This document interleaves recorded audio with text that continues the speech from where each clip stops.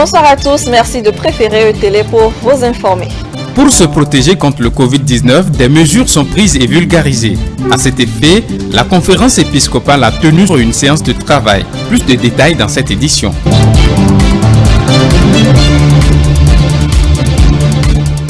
Le ministre de la Communication et de la Poste était ce jour dans les locaux de votre chaîne de télévision ETélé. Alain Oronla et sa délégation sont venus constater le dispositif technique de la télévision et s'imprégner des conditions de travail du personnel.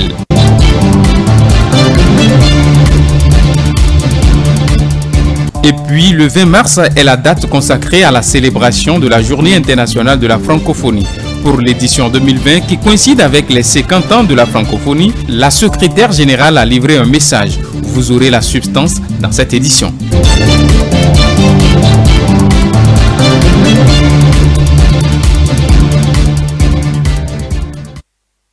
Le Covid-19, on en parle toujours et pour se protéger contre le virus, des mesures sont prises et sont vulgarisées. Aucun secteur d'activité ni aucune obédience religieuse n'est épargné.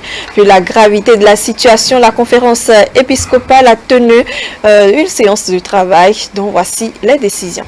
Depuis le début de la crise sanitaire liée au Covid-19, c'est pour la troisième fois que l'Église catholique s'adresse à ses disciples et aux populations en général. Cette fois-ci, la conférence épiscopale est allée plus loin en précisant à l'entête de son message que c'est pour endiguer la pandémie. Le message est décliné en 5 points avec tout d'abord l'appel à suivre rigoureusement les mesures préventives annoncées par le gouvernement. En 2, l'épiscopat recommande la sérénité et la foi en rappelant que malgré le mal mortel auquel l'humanité fait face, l'espérance demeure grâce à l'amour de Dieu. L'Église a également instruit les Béninois à s'accrocher à la prière et à savoir exprimer la solidarité aux malades, agents de santé, de sécurité, membres des familles des malades. Suspension à partir du samedi 21 mars 2020 jusqu'à nouvel ordre des célébrations eucharistiques. La mesure clé du message est sans nul doute celle au point 5. Le point 5 dit: en cas de force majeure et au jugement discrétionnaire de l'évêque diocésain, certaines célébrations eucharistiques pourraient être autorisées avec la participation ou non de fidèles n'excédant pas 50 personnes. Ainsi, la célébration des obsèques se fera avec la participation très réduite des proches du défunt qui ne dépasseront pas la cinquantaine et respecteront la distance d'1 mètre requise au cours de la célébration. Quant au mariage, s'ils ne sont pas très urgents, il est souhaitable qu'ils soient reportés ou à la rigueur célébrés avec une participation réduite de 50 personnes au plus, y compris la chorale. Ici également, il s'avère nécessaire d'observer la distance d'1 mètre exigée. Tout en réitérant leur appel à la vigilance et à l'observation scrupuleuse des mesures d'hygiène et de prévention contre la pandémie du Covid-19, les évêques du Bénin implorent sur les fils et les filles du Bénin l'abondance des grâces divines. Que Dieu bénisse et protège notre pays, ont-ils dit pour finir. Après ces décisions prises par la conférence épiscopale, une de nos équipes a sillonné quelques églises de Cotonou pour constater l'effectivité de ces mesures. Isaac Adjé. L'Église catholique arrête tout. Un geste fort, geste sans précédent pour aider à endiguer le virus, la pandémie en cours. La conférence épiscopale, dans une note en date du 19 mars 2020, suspend toute activité et manifestation eucharistique. Moins de 24 heures après, la décision fait effet. Pas de chemin de croix et peu d'ambiance dans les différentes églises de Cotonou. En ce moment qui nous achemine vers la période pascale, chez les fidèles, la décision est grave, mais l'on s'en remet à Dieu pour un rapide retour à la normale. Tout dépend de Dieu. C'est lui qui sait pourquoi il nous a créé cette situation. Donc c'est à lui maintenant de nous donner la solution, la meilleure solution. Parce que vraiment, ça dérange tout le monde. On ne comprend plus, il y a des malades, en tout cas tout est dépravé, bon, on ne comprend plus rien. Moi-même qui suis là, je ne comprends plus rien. Donc j'ai confiance en Dieu. Je sais que d'un jour à l'autre, il y aura une grande solution qui va soulager tout le monde. Je pense que c'est conformément à ce que l'État a pris. Et aussi, c'est pour sauver les fidèles. Parce qu'il y a trop de fanatiques. Et quand les fanatiques viennent, on ne peut pas prévoir ce que d'autres fanatiques iront à l'extrême. Vous voyez un peu, ils peuvent ne pas respecter les consignes données. Et voilà, le danger va s'élargir et le catastrophe serait là. C'est pour limiter un tant soit peu. Et aussi, annoncer une prise de conscience au niveau des humains, au niveau des fidèles. Qu'on ne soit pas là à dire seulement Dieu, Dieu, Dieu. Parce que c'est à nous aussi d'alléger la tâche pour Dieu. Donc ce qu'ils ont fait, moi j'ai apprécié. Bon, c'était avec une surprise, je ne savais pas qu'on allait supprimer le chemin de croix. Je pensais qu'on allait faire le chemin de croix à nos places, mais ils ont supprimé. Bon. Respecter les décisions, injonction de la conférence épiscopale pour freiner la pandémie, mais pas céder à la panique. Prendre conscience de la gravité de la situation, s'atteler à respecter et mettre en application les mesures barrières, une question de bon sens. Quand le truc est là, il faut la prise de conscience avant la crise de conscience. Sincèrement, il n'y a pas de panique. Quand le truc est grave, c'est grave. Quand on vous dit que vous mettez votre doigt dans le feu, ça va vous brûler. Même si vous êtes bébé, vous mettez votre doigt dans le feu, ça va vous brûler. Donc n'allez pas là. Il n'y a pas à faire de panique. La panique est où? On dit il y a quelque chose qui tue les gens. Est-ce que ça n'a pas tué? Nous ne sommes plus encore dans l'état, ils ont dit. C'est vrai maintenant. Maintenant, qu'est-ce qu'il faut? Il faut attendre qu'il y ait encore de milliers de morts comme en Italie ou en France ou en Chine. Alors moi je ne vois pas, il n'y a pas de panique. On n'a même pas encore fait assez. On aurait pu commencer depuis 1 mois. Et là, tout ce qu'on a eu comme cas, les gens allaient se méfier l'un de l'autre. Vous y voyez encore dans la rue, les gens se touchent et les gens font des accolades. Hein. Vous voyez encore les tokpa ou les taxis, allez voir, les kékénons, comment on va faire? Vous voyez, les kékénons, il y a quelle distance quand le kékénon prend son client ou sa cliente? Alors, il n'y a pas encore de panique. Dans les églises de Cotonou, il y a encore des fidèles, des déplacements pour des prières et autres actes de dévotion. Mais c'est un rythme qui obéit à la distance requise pour éviter la propagation de Covid-19. La Fondation Malek Hossou a de son côté tenu ce vendredi une conférence de presse avec quelques fidèles musulmans. Elle a mis l'accent sur les précautions à prendre pour éviter le coronavirus qui sévit dans le monde. Cette conférence s'est tenue à la mosquée de Zogbo. Reportage. Plus d'une cinquantaine de membres de la Fondation Malek Hossou ont pris part à cette séance de prière et de sensibilisation sur le Covid-19. Pour les organisateurs, c'est une rencontre très capitale et utile, puisqu'elle va permettre de limiter sans nul doute les risques liés à cette pandémie. Revenant sur les mesures préventives exigées par le gouvernement, mesures liées au respect des distances de sécurité sanitaire, de protection et d'hygiène, ils ont invité chaque fidèle à tenir compte des dispositions pour lutter contre ce virus. Occasion pour eux de se confier à Allah. Nous demandons à tous les fidèles de suivre avec la plus grande rigueur les dispositions prises par le gouvernement et celles prises par l'Union islamique du Bénin, sans oublier également le plus important, c'est l'invocation du Tout-Puissant Allah. Nous avons descendu le Coran. Descendu le Coran veut dire les alphas ont lu le Coran. Pour le chef de l'État, le président Talon, sa famille, tous les membres du gouvernement et toute la population béninoise.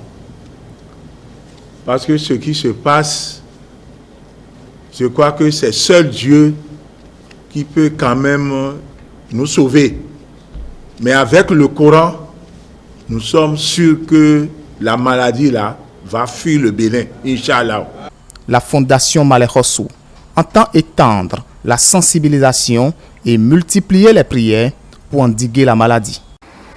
Se protéger contre le coronavirus est donc désormais l'affaire de tous, à la maison comme dans les secteurs d'activité qui drainent du monde. Les dispositions de protection contre ce mal se constatent. Une équipe de notre rédaction s'est rendue sur cet impact automobile pour faire le constat. Suivez. Dans le relevé du Conseil des ministres sur la pandémie qui secoue le monde, une décision visait les transports en commun. Les compagnies de voyage sont nombreuses à desservir et à servir de lien entre nos villes. Ce vendredi 20 mars, la matinée a encore été mouvementée dans les sièges de ces groupes de transport. Le gouvernement impose des règles strictes, lavage des mains, échelle et distance d'1 mètre entre passagers, bravette pour voyageurs. Difficile ce matin de vérifier, des gérants s'interposent à la vue de la caméra.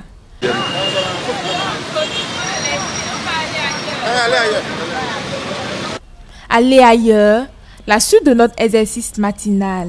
À plusieurs endroits, des réticences, de la résistance à se confier et à se laisser filmer. Une différence, ces dames qui se confient sur des mesures et précautions individuelles. J'ai gardé mon cache-nez histoire de pouvoir me protéger de ce virus-là. Et à la descente, je vais chercher un désinfectant pour me désinfecter la main. Des compagnies, il y en a tout de même qui appliquent déjà rigoureusement les exigences gouvernementales. Le cas de cette compagnie où le gel est obligatoire à l'entrée du bus, bravette et cache-nez obligatoire aussi pour tout le monde. On a pris des dispositions, les dispositions que nous avons prises, nous avons payé les protèges, nous avons payé les trucs là, le gel main, et nous avons remis ça au convoyeur qui est en train de distribuer ça actuellement même dans le bus. La distance de 1 mètre, le bus est 55 places. Au lieu de 55 passagers, donc ça veut dire qu'on divise par 2. Justement, il y a les liquides qu'on lave les mains avec là, sont là. On a ça au bureau et on va amener ça ici. Chaque matin, on dépose ça ici pour chaque client qui vient faire la réservation ou bien pour chose, on lui dit de laver les mains. Il doit se protéger aussi avant d'aller au bureau. C'est tout le. Nous, on a pris les dispositions ici. Pour respecter la distance du minimum 1 mètre entre passagers, les compagnies doivent être à moitié chargées.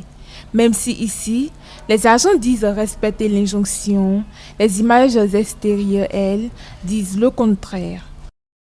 Toujours pour éviter la propagation du virus, les passagers à bord des vols Air France, Air Ivoire et autres ayant atterri à l'aéroport international Bernardin Gantier de Cotonou dans la soirée de ce jeudi ont été mis en confinement dans plusieurs hôtels à Cotonou, ceci sous le regard des ministres Benjamin Houpati et Romuald Wadagne. Suivez. Une soirée singulière dans cet hôtel de la ville de Cotonou. 40 clients visiblement fatigués de bac au moyen de ces bus de transport en commun. La quarantaine, une partie seulement des voyageurs de 3 compagnies aériennes ayant fait l'escale de l'aéroport international Bernardin Gantier. Ici, dans cet hôtel, l'accueil se fait avec précaution. Du gel, surveillance et orientation policière, bavette et cache-nez pour chaque passager. Des formalités d'usage au rythme des précautions et mesures imposées, les va-et-vient, renseignements, remplissage de fiches d'identification, le tout sous la vigilance sans faille des membres du comité de riposte contre Covid-19. Le ministre de la Santé, président du comité et l'agentier national sont dans la foule, veiller au grain et s'assurer que le confinement se fait dans les règles de l'art. Après ces formalités d'usage, chaque voyageur va regagner son lit. Début de l'isolement qui va durer 14 jours. Objectif, éviter la propagation du Covid-19. L'isolement systématique, drastique, adopté en conseil extraordinaire des ministres, une mesure en réponse au premier cas du Covid enregistré. Tous les voyageurs à leur arrivée à l'aéroport international Bernardin Gantier sont acheminés vers 11 différents hôtels réquisitionnés pour un confinement systématique comme ces 40 clients de ce soir. Le Bénin est à son 2e cas de Covid-19 depuis lundi 16 mars, date de la déclaration du premier cas d'infection. Les autorités misent sur les mesures et la sensibilisation pour freiner et éviter l'expansion du virus. Autre chose dans cette édition, on parle de la visite de ce vendredi du ministre de la Communication et de la Poste dans les locaux de ETélé. Alain Roula était accompagné d'une délégation des membres de son cabinet. Ils sont venus constater le dispositif technique de la télévision et s'imprégner des conditions de travail du personnel. Occasion également d'échanges en vue d'une meilleure collaboration entre le ministère de tutelle et la chaîne de télévision privée commerciale. Suivez.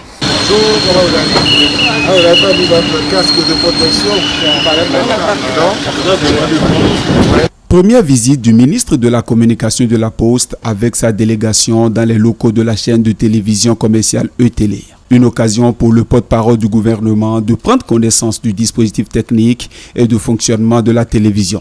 La chaîne est autorisée donc à Parakou, une télévision privée commerciale. Nous avons nos locaux à Parakou. Donc nous tournons normalement à Parakou, mais il s'est avéré, il s'est fait que le flux d'informations et de production est tel que Parakou ne nous offre pas suffisamment la densité qu'il faut avoir pour couvrir le temps d'antenne. Les activités qui s'y déroulent et même l'information terrain qu'on peut avoir ne permettent pas de remplir systématiquement le programme, d'où la nécessité d'avoir un bureau à Cotonou. Ce bureau fonctionne depuis 2015 Ça a fait l'objet d'une sanction de la HAC parce qu'on ne l'avait pas prévenu, mais entre-temps, on s'est rentré en l'ordre et tant que nous émettions en modulation de fréquence. ETélé, c'est également une histoire, une chaîne avec des unités de production et de diffusion en français et en langue locale. Cette visite, au départ une prise de contact, a également pris une allure de séance de travail avec l'exposition par le directeur de quelques doléances. La morosité générale fait que on n'avait pas déjà, nous sommes l'une des dernières chaînes avec Eden et Agric TV, les dernières, donc il y en a qui ont déjà occupé le terrain et nous ne sommes pas vraiment connus. Très ému par l'exposé présenté par le premier responsable de la chaîne de télévision et satisfait de la qualité du travail qu'a ETélé dans l'accomplissement de la communication gouvernementale, le ministre Léon Roula réitère ses admirations et souhaite voir ETélé dans une nouvelle dynamique de collaboration. Et parce que j'ai quand même le temps d'observer de loin l'accompagnement qui est le vôtre dans la promotion de l'action gouvernementale. Je ne sais pas si c'est un hasard du calendrier. Après mon bébé, l'Office de radiodiffusion et télévision du Bénin, l'Office de médias du service public, la première étape c'est pour ETélé, qui n'est pas forcément la plus grosse télé, mais qui fait partie des plus grandes télés. Je reviens sur les lieux pour voir comment nous pouvons consolider ce que vous faites déjà, c'est-à-dire une promotion intelligente de l'action gouvernementale. Vous dire que le ministre en charge des médias vient vous rappeler que les portes du ministère de la Communication vous sont grandement ouvertes pour une interaction. Parce que nous avons beaucoup de défis à relever ensemble. La communication gouvernementale prend d'autres dimensions, vous en êtes aperçu. Et c'est une dimension qui laisse sa place à chacun des médias. Le travail doit se faire techniquement et nous ne pouvons pas le faire si nous ne nous parlons pas. Donc je suis venu vous dire qu'en attendant que je refréquente les plateaux, il faudrait que nous nous voyions et que nous élaborions des stratégies ensemble. Nous allons dans la même direction, le développement de notre pays. Nous devons nous parler, mettre ensemble des stratégies, les conduire ensemble, au moins sur le terrain de la communication, et pour le rayonnement du secteur de l'audiovisuel. La visite a permis également au ministre et sa délégation de s'imprégner des conditions de travail du personnel. Ceci à travers une visite guidée du studio de la télévision, de la salle de montage, de la régie et la rédaction. S'en est suivi le retrait de la délégation sur une note de satisfaction. Les responsables du mouvement populaire de libération étaient face à la presse ce jeudi. À la faveur d'une déclaration, le président du MPL, Sabissira Korogone, est revenu sur le rejet du dossier de candidature de son parti par la Sénat. Il apporte sa version des faits. Je vous propose de suivre son intervention. Nous sommes allés à la Sénat le mercredi 11 mars en nous conformant à la loi. Arrivé à Sénat ce mercredi à 22h30, on a été reçu par une équipe et on a rempli le formulaire d'ordre. Après cette étape, on nous a introduit sous une tente où un monsieur nous a reçus. Nous a brièvement expliqué comment est-ce que ça va se passer. Et c'est à cette occasion-là qu'on a fait un tirage au sort. Ce jour-là, on a tiré le numéro 13. Qui correspondait à une équipe de la Sénat. Arrivé devant cette équipe, il fallait qu'on sorte les documents communs de candidature. Le mouvement populaire de libération n'a pas introduit plus de dossiers à la Sénat que prévu. En réalité, on n'a pas réussi à nous prouver qu'on avait plus de dossiers que prévu. Aujourd'hui, sur l'échiquier, vous allez constater aisément que nous sommes l'attraction. Sans le MPL, cette élection n'aura pas de sens. Et le match amical se serait élargi, se serait passé de 2 à 8. Ce n'est que ça. Sinon, il n'y a pas de différence entre ce qui s'est passé aux législatives et ce qui va se passer au communal si ça reste en l'état. Et puis aujourd'hui, 20 mars, c'est la journée internationale de la francophonie, occasion pour les francophones d'affirmer leur solidarité et leur désir de vivre ensemble dans leurs différences et dans leur diversité. Pour l'édition 2020 qui coïncide avec les 50 ans de la francophonie, la secrétaire générale a adressé un message que nous résume Mathieu Boko dans cet élément. 20 mars, journée internationale de la francophonie. À l'origine, cette date est choisie pour célébrer l'anniversaire de l'Agence de coopération culturelle et technique qui a vu le jour le 20 mars 1970 à Niamey au Niger. Ce fut donc un essor pour cette agence qui marque le premier pas vers la coopération francophone. Ainsi, elle deviendra un peu plus tard l'Organisation internationale de la francophonie. 50 ans après, il s'avère nécessaire pour la secrétaire générale de faire un bilan. On peut dire que le pari est largement gagné. 50 ans après, des liens aussi solides qu'inédits se sont tissés entre les peuples francophones autour des valeurs communes. 50 ans après, la langue française, ce ciment de notre organisation, est devenue le ferment d'actions multiples dans des domaines de plus en plus élargis. 50 ans après, 88 États et gouvernements très divers dialoguent sur un même pied d'égalité dans le cadre d'un projet politique qui transcende les frontières géographiques et les intérêts géopolitiques.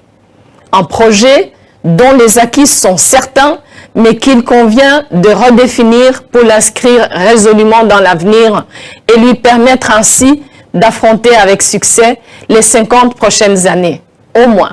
Paris gagné certes, mais les défis pour sauvegarder le fondement de cet effort durable demeurent sans nul doute plus grands. Pour inscrire résolument la francophonie dans l'avenir, il nous faut œuvrer davantage ensemble pour les valeurs constitutives de notre identité, le respect de l'état de droit, de la démocratie, des droits de l'homme et de l'égalité entre les femmes et les hommes.